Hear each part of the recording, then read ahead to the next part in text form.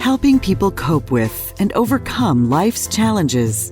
This is Life Transformations with Michael Hart, Canadian Certified Counselor and award-winning psychotherapist. Thank you for joining us on this episode of the Life Transformation Show. Today's show is titled, How to Be Happy in an Odd Couple Relationship.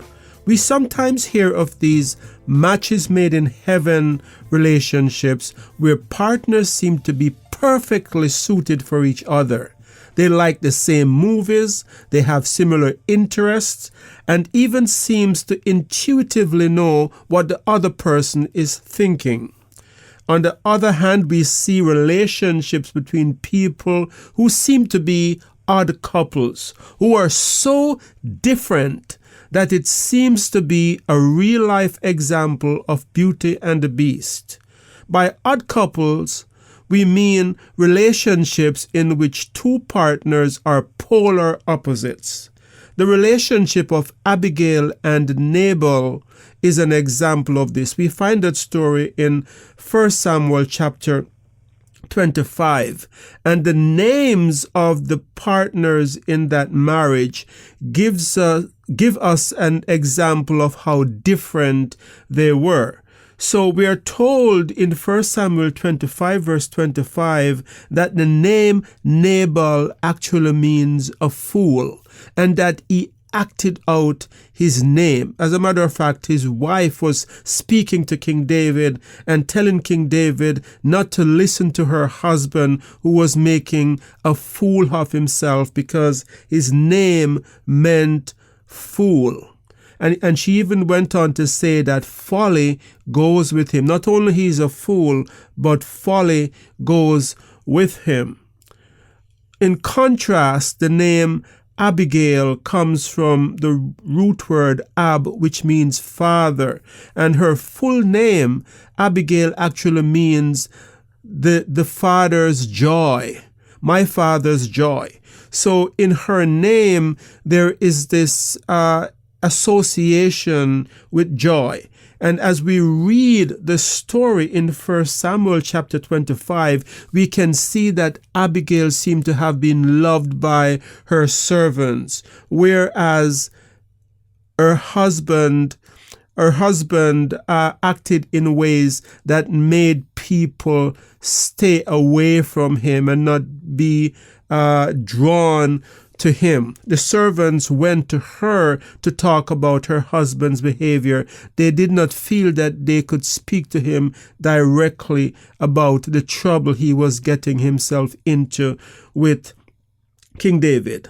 So are you an odd couple relationship? We are going to be looking at examples of odd couples relationship. And so as we go through these examples, I want you to see if you hear yourself in any of these examples. But before I go into that, I want to thank those of you who called in about last week's show, the 5 strategies to overcome shame. We had many callers who called and who left emails, and even some of whom have gone to our YouTube channel to listen to this podcast after it had been broadcasted. So thank you very much for your interest in that show and for the questions that you have asked around that show. We want to remind you that all our shows are up on our website, that you can access the YouTube channel through our website, elimcounselingministry.com. Elim is spelled E-L-I-M, counseling with 2 L's, ministry.com. So are you an odd couple? Are you in an odd couple relationship? Examples of odd couples relationship are a relationship between an introvert and an extrovert. You know those kinds of relationship where one person wants to have guests over every weekend and the other partner would just like to never have anyone over. That's an example of an odd couple relationship. Another kind of example of an odd couple relationship is where one person is a spender that likes to spend, where the other person is very frugal with their finances.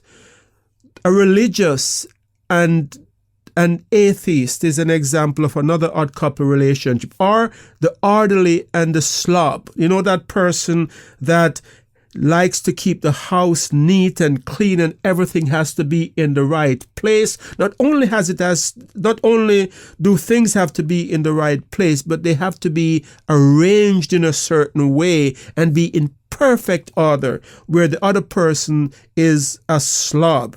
And so if you're listening today and feel that your wife may have told me something about you, I'm not talking about anyone in particular. I'm just giving examples. Other examples are people who are very cautious, who are married to people who are risk takers, people who want to go into risky investments where the other person would just like to leave their money in the bank account because they're afraid of any kind of risk. Or another example of an odd couple relationship would be a passive person who is married to an aggressive person. And this is not an exhaustive list of all the different kinds of odd couples, but I guess you get the point that I'm trying to make here, that there are many odd couples relationships. So if you're listening to this show and you go, yes, I am in an odd couple relationship, I can see how my partner and I are exact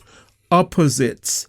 I want you to know that you don't have to despair, because the match made in heaven type of relationship only represents about 5% of all couples. But the most couples are opposites. There's a saying that opposites attract. So most people who are in a relationship are in an odd couple relationship. So welcome to the club. Don't be in despair. We are going to be talking about how you can be happy in an odd couple relationship, because statistics show that odd couple relationships can be as happy as people who are these match made in heaven or in these match made in heaven types of relationship. And statistics also show that people who are in these so-called match made in heaven relationship are not necessarily happy. They are bored, because it's like you're living with yourself. There is no spice to life. There is no difference. You know, you might be two peas in a pod, but after a while it gets very boring if there is no difference. So the first point I want to cover today as I go into this topic of how to be happy in an odd couple relationship, the first important step is to rethink your differences. Opposites can lead to happier, more balanced life. And so if you're opposite of your partner, it doesn't necessarily mean that the relationship is doomed for failure. Opposites can lead to you becoming more balanced. So, for example, one person might be, because of their childhood, because of trauma that they have suffered, they may have this tendency to be perfectionist and everything has to be perfect. And so they're married to someone who is the exact opposite. They don't care if something is 75% accurate only. They're happy with their 75%. Whereas that person who's the perfectionist, if it's not 100%, they cannot be happy. That person who is happy with 75% might be a way to bring the perfectionist into a more balanced perspective of reality, because trying to get 100% can make you less productive. It can make you more anxious. It can lead to a whole host of anxiety type of mental illnesses, because you're trying so hard to be perfect, which is unattainable. And so having someone who can balance you out, that can make you come to this realization that, wow, he was not killing himself, or she was not killing herself to have a 100% perfect paper, or to be 100% perfect on this project, but it turned out okay. The planets didn't fall out of the sky. No one died because it wasn't perfect. And so having a partner who can balance you out can bring you into this place of a happier, more balanced life. So the first thing under this heading to rethink your differences is to find out how you complement each other and how you can bring each other into a more balanced way of living. Another example would be the passive person who may learn to become more assertive by living with the aggressive person. And the aggressive person can learn to be less aggressive and learn to be assertive instead of being aggressive. So if you are in this relationship, or if you're in a relationship in which you're opposite of your partner, rethink your differences. It doesn't mean that you are right in the way that you are living your life and your partner is wrong. It doesn't mean that your way of doing things is the correct way. There is something you can learn from your partner who is the polar opposite of what you are. Researchers are now saying, researchers from 5 universities, including UCLA and the University of Rochester, they collaborated on a comprehensive analysis of online dating. And they argued that the way in which people are approaching online dating might be incorrect, because people are approaching online dating and they're looking for similarities. They're focused on checking off a rigid set of criteria for their partner. And that does not necessarily make for a happy relationship. You can find someone who is very similar to you, but yet your life can be a total misery living with this person. You can be similar and not be compatible. You can be similar and be incompatible with each person. And so it's important to look at other qualities. What kind of common goals do you have for your life? Those kind of things are more important. What kind of shared values do you have? Instead of looking at things like, do you like the same movies that I like? Do you have the same hobbies that I have? Those kind of things do not necessarily mean that you are going to have a better relationship. So rethink your differences. The second point in being happy in an odd couple relationship is to avoid what John Gottman calls the 4 horsemen. Avoid the 4 horsemen. And these 4 horsemen that John Gottman talks about in his writing and in his podcast is 4 ways in which 4 communication pitfalls that set couples up for divorce. And he's saying that even people with differences can have happy relationship if they avoid these 4 things in their communication style. He also did a study of couples over many years, following these couples for many years. And what John Gottman found is that the couples who ended up divorced, it wasn't because they didn't have a lot in common. It wasn't because they had less problem. It was because they had these 4 things present in their communication style. So the first of the 4 horsemen to avoid is criticism. Criticizing your partner over and over again is a way to make sure that you kill the love in your relationship. So there's a difference between expressing a complaint about something and criticizing the person. There's a difference between saying, you always do that and I hate it, and saying, when you do that certain thing, it makes me feel. So criticism tends to attack the person instead of dealing with the issue instead. And so avoid falling into criticism. The second horseman is contempt, where a person turns to a way of speaking that can make their partner feel demeaned, ridiculed, feel as if they are being put down. This kind of way of speaking, such as using sarcasm, hostile sarcasm, as a way of communicating or mocking your partner, these kinds of attitude in communication style is a predictor of divorce. And it's no wonder, because the Bible says in Proverbs 15 verse 1 that a soft answer turns away wrath, but grievous words stir up anger. So if you're using contempt with your partner, don't be surprised if you have a relationship in which anger is infecting the relationship, in which anger is very present in the relationship, because no one likes to be demeaned and disrespected.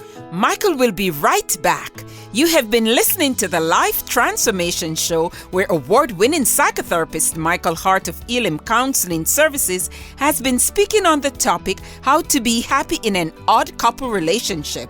You can find out more about our not-for-profit organization by going to elimcounselingministry.com or by calling 1-877-544-3546. Your donations help us to stay on the air and to provide subsidized counseling to those who can't afford it. Back to Michael. The third of the four horsemen that John Gottman talked about is defensiveness.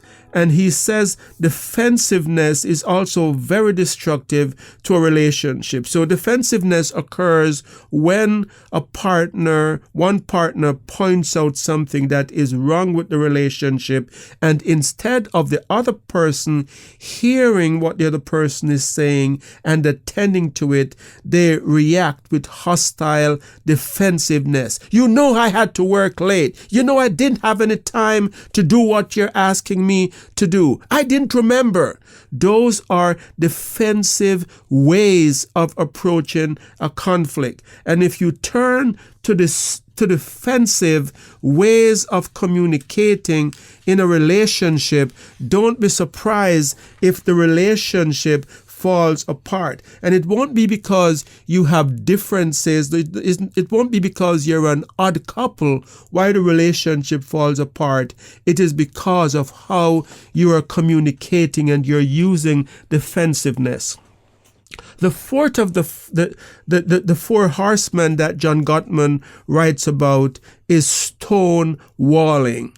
And stonewalling is when a person withdraws from an interaction, shuts down, and simply stops responding to their partner.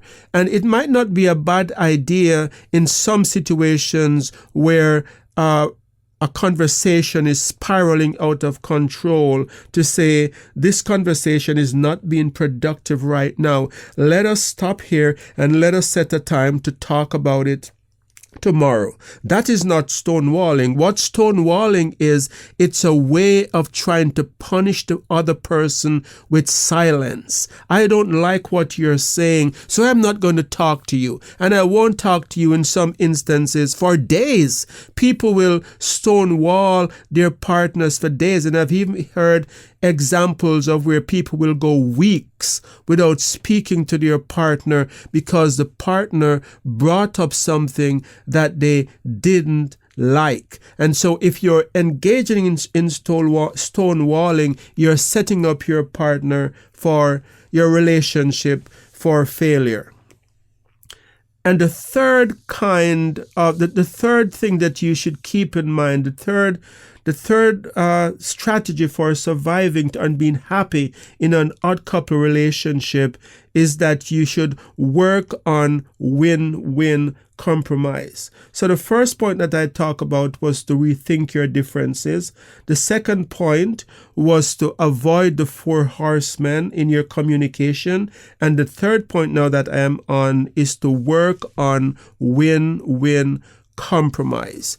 Many of us go into relationships thinking that things should be done our way. My way is the better way, and I want things to be done how I grew up doing it, and I want you to be exactly like me. Relationships cannot thrive in that kind of environment. And yes, you might be happy if your partner becomes like you and do everything that you want him or her to do. But I guarantee you that your partner will be sacrificing a part of who he or she is and will never be happy in that kind of a relationship. So you may be happy, but it will not be a happy relationship. So work on win-win compromise. Take, for example, a situation where a person is what some people call a neat freak and the other person is this slob that,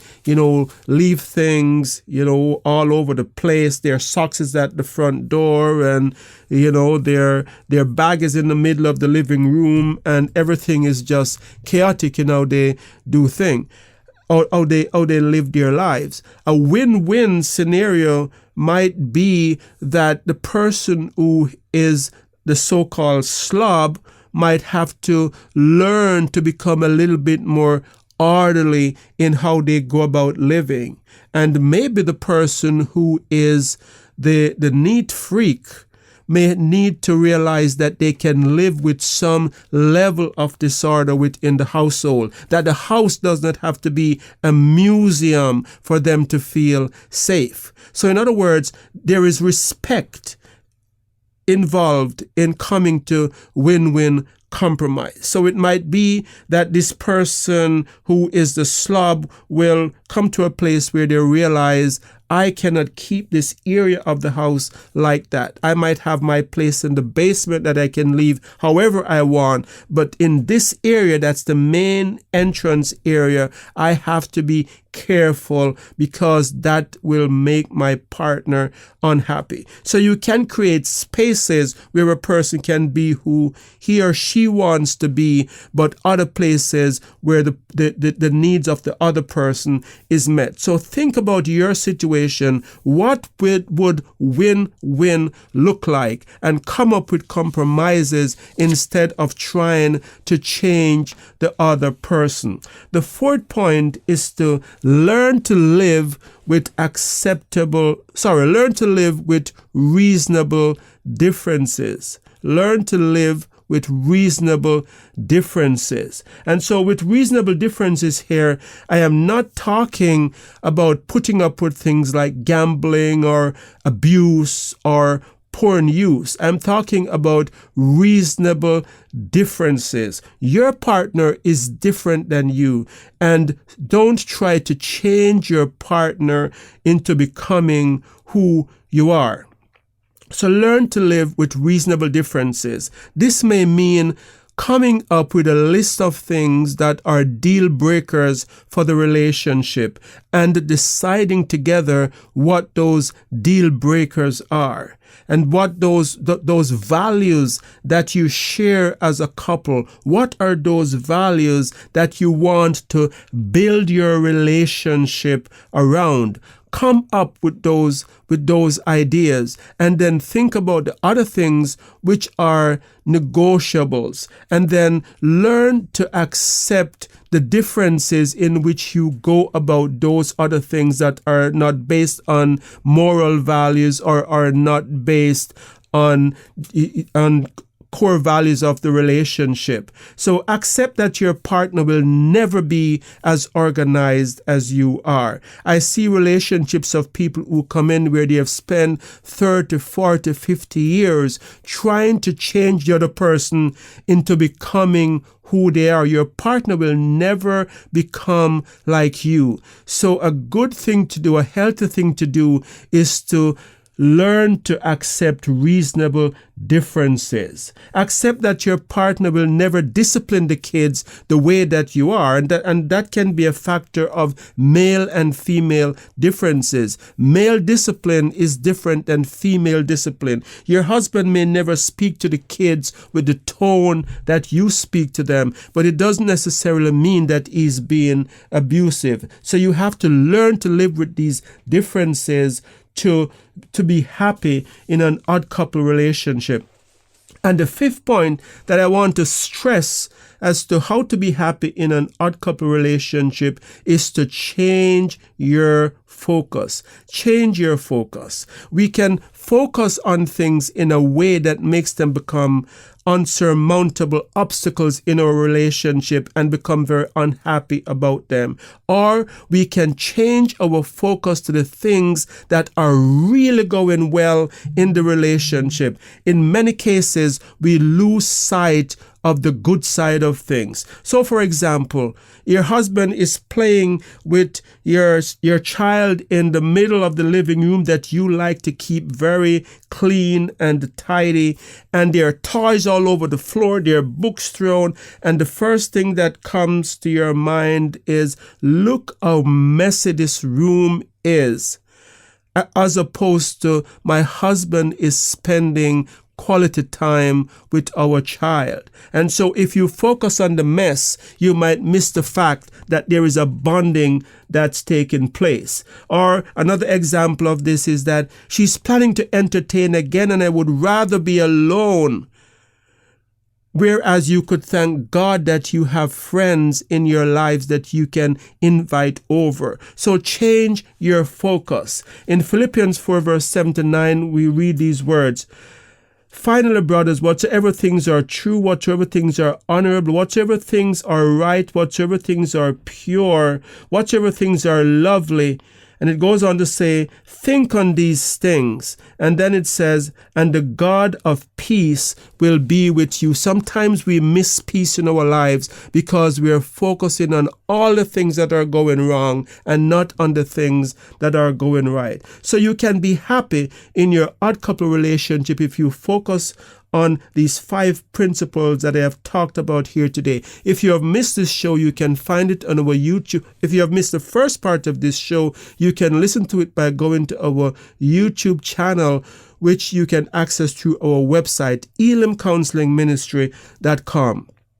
Or you can do a simple search in YouTube for Elim Counseling Services and our channel will come up. We have over 200 shows listed on our YouTube channel. We also want to remind you that we are a not-for-profit organization, and we have people that call us almost every day who cannot afford counseling. And so we need your help to be able to minister to these people with a gospel-filled approach to counseling, a gospel-filled approach that changes life and help people to become more Christ-like. If you'd like to support us, you can do so through our website, elimcounselingministry.com.